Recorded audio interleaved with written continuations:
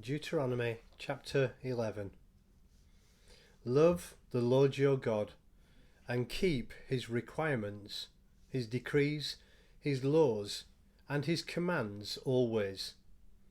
Remember today that your children were not the ones who saw and experienced the discipline of the Lord your God, his majesty, his mighty hand, his outstretched arm, the signs he performed, and the things he did in the heart of Egypt, both to Pharaoh king of Egypt and to his whole country.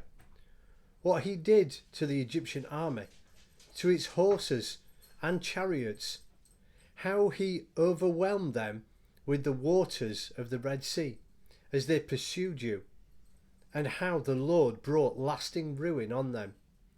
It was not your children who saw what he did for you in the desert until you arrived at this place, and what he did to Dathan and Abiram, sons of Eliab the Reubenite, when the earth opened its mouth right in the middle of all Israel and swallowed them up with their household, their tents, and every living thing that belonged to them. But it was your own eyes that saw all these great things the Lord has done. Observe therefore all the commands I am giving you today, so that you may have the strength to go in and take over the land that you are crossing the Jordan to possess, and so that you may live long in the land that the Lord swore to your forefathers to give to them and their descendants, a land flowing with milk and honey. The land you are entering to take over is not like the land of Egypt from which you have come, where you planted your seeds and irrigated it by foot as in vegetable garden. But the land you are crossing the Jordan to take possession of is a land of mountains and valleys that drinks rain from heaven. It is a land the Lord your God cares for. The eyes of the Lord your God are continually on it from the beginning of the year to its end. Excuse me.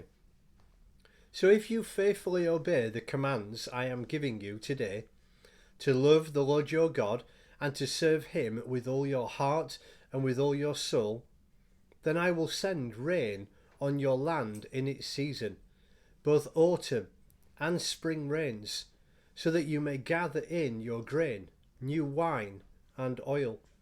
I will provide grass in the fields for your cattle, and you will eat and be satisfied. Be careful, or you will be enticed to turn away and worship other gods and bow down to them. Then the Lord's anger will burn against you, and he will shut the heavens so that it will not rain, and the ground will yield no produce, and you will soon perish from the good land the Lord is giving you. Fix these words of mine in your hearts and minds. Tie them as symbols on your hands and bind them on your foreheads. Teach them to your children, talking about them when you sit at home and when you walk along the road, when you lie down and when you get up. Write them on the doorframes of your house and on your gates, so that your days and the days of your children may be many in the land that the Lord swore to give your forefathers, as many as the days that the heavens are above the earth. If you carefully observe all these commands I am giving you to follow, to love the Lord your God, to walk in all his ways and to hold fast to him, then the Lord will drive out all these nations before you, and you will dispossess nations larger and stronger than you. Every place where you set your foot will be yours. Your territory will extend from the desert to Lebanon, and from the Euphrates River to the western sea.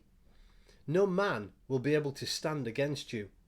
The Lord your God, as he promised you, will put the terror and fear of you on the whole land wherever you go. See, I am setting before you today a blessing and a curse. The blessing if you obey the commands of the Lord your God that I am giving you today. The curse if you disobey the commands of the Lord your God and turn from the way that I command you today by following other gods, which you have not known.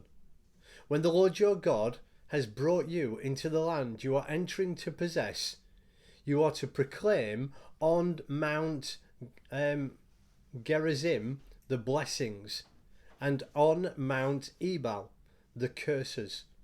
As you know, these mountains are across the Jordan west of the road, toward the setting sun, near the great trees of Moreh, in the territory of those Canaanites living in the Arabah, in the vicinity of Gilgal. You are about to cross the Jordan to enter and take possession of the land the Lord your God is giving you. When you have taken it over and are living there, be sure that you obey all the decrees and laws I am setting before you today.